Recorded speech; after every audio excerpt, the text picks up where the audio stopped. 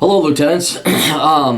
I had been driving a long distance, and then, as you know, the brain wanders, and then it comes up with ideas and makes observation. It puts two and two together, and it gets four, and it's one of those instances where I did take two, and I found another two. I put it together, and I got four. And this is a very important four because if I were to chart one thing that got me, or give credit to the one thing that got me out of poverty. It was not my college degree.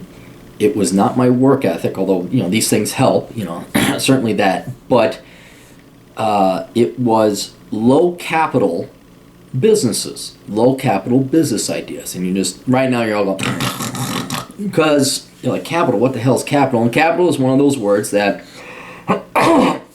idiots who want to make themselves sound intelligent and work in the finance industry give a normal name to something that everybody uses, a normal word, but they make it a complicated name to make themselves sound intelligent. So you see this in academia where you say, well, under this rubric, and it's like, a paradigm, well, there has been a change in the paradigm, that kind of stuff. So capital is one of those things. Now, capital just means money.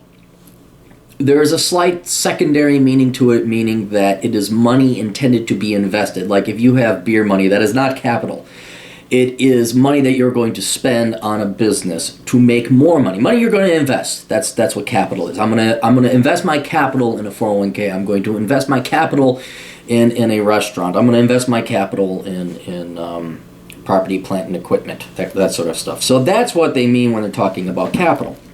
Well, if you're poor, you don't have a lot of capital. You got very little money, and you cannot afford to launch businesses that fail. Because even a little bit of capital, and by a little, understand that means a lot for an individual. Like I love the shows where it's like Bar Rescue or Gordon Ramsay's Hotel Hell or Kitchen Nightmares or all that. Because it's the same thing I ran into in banking. You got some idiot who's an individual, and then, I'm going to start a bar. I just want to start a bar. And you got some moron, and they cash out their 401k. They got 50 grand.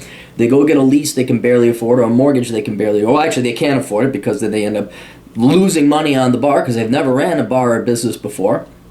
And they lose what little capital they had. That's where you hear they lost their life savings in some kind of investment or something like that. So you cannot afford to lose what precious capital you have, especially if you're starting out poor. You got nothing, and this is where low capital businesses come in.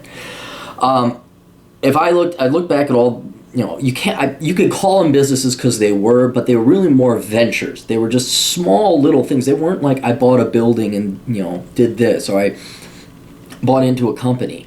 They were ideas that I had that required little or no capital, little or no investment. So, of course, that's how it works. Everyone calls me honorable. So, for example, ballroom dancing instruction.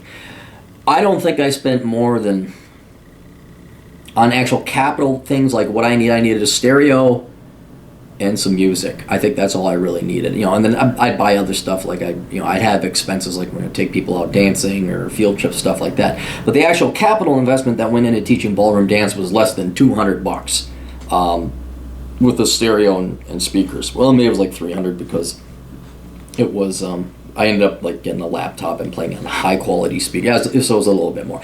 Regardless, less than $1,000 over the course of 15 years was spent on the stereo equipment that I needed.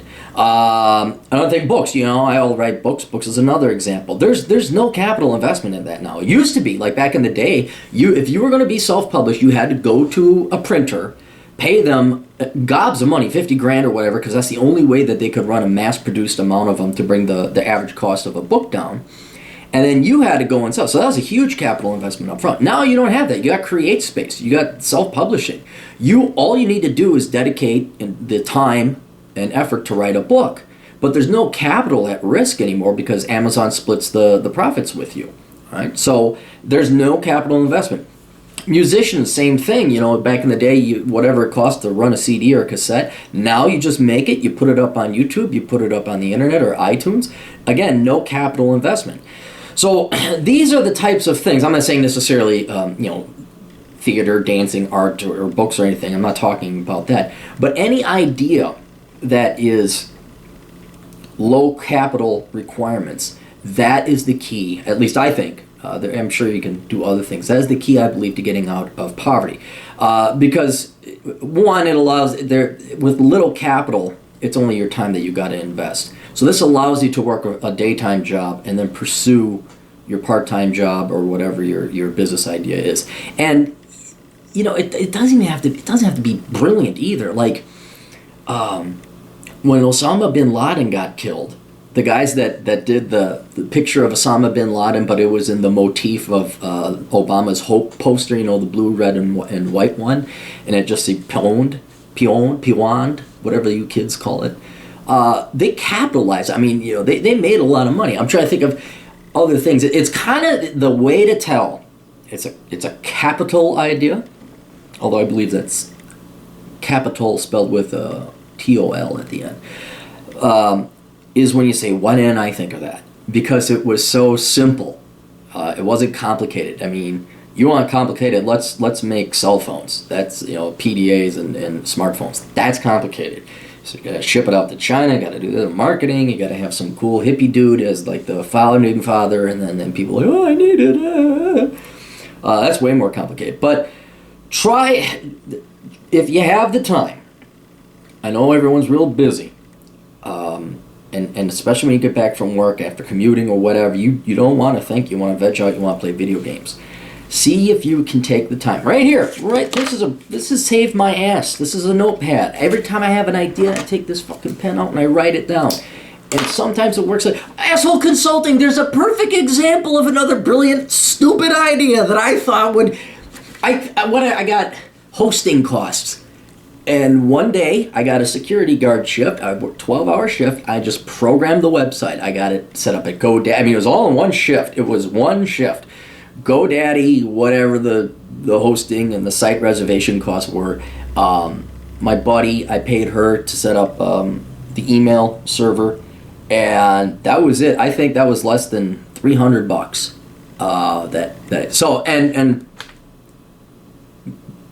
Not all, stupid ideas may not be stupid ideas. Selling water. Oh, who would sell water?